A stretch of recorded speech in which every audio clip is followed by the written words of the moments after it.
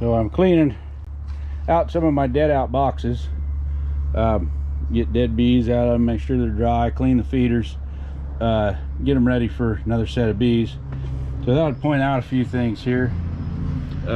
If you guys can see this uncapped frame of nectar fermented, if you can see the bubbles that are in there, that's the CO2 gas coming off from yeast eating the sugar.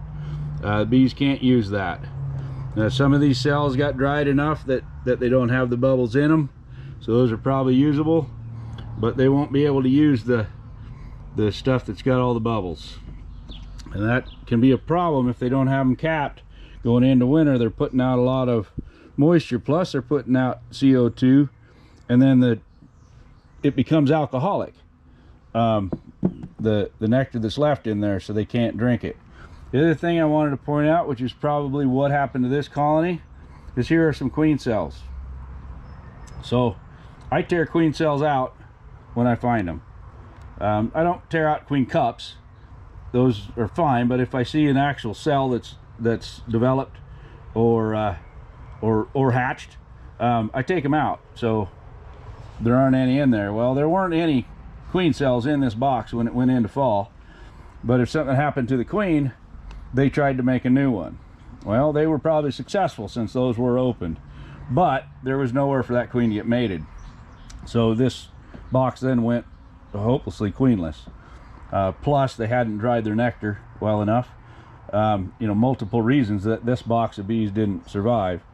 So as I'm cleaning these out, I'm going to try to get, you know, the ones like that out of there. Any of them that I've got in here, and there are some that are capped. So here's some capped frames with capped honey, a little bit open in the bottom, but it's not bubbling. So I'm sorting those out, so that as we go into the spring, I can add those in if we need to. I'll be doing an inspection here this afternoon. It's going to be warm enough, and anybody that's run short, been eating up their supplies, can get another frame of honey. Just saves me buying and mixing and feeding sugar, and gets them through this spring.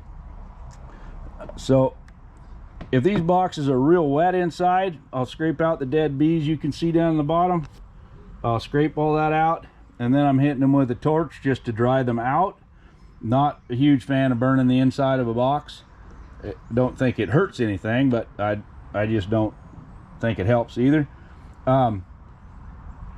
It can seal the wood up some, prevent some of the water from soaking in, but some of it's got some mold on the sides. I'm trying to burn a little of that off. But the truth is, you know, any of this mold that's left on here when I'm done scraping them isn't going to hurt the bees. There aren't any molds or mildews that research has ever shown hurt the bees. If they moved into this box in the wild, in a tree, it would be moldy and mildewy and stuff, and they can come in and clean it out. So I'm just going to try to get the extra stuff out of it so they don't have to do as much work, and then the bees can do the rest. So that's the project at the moment.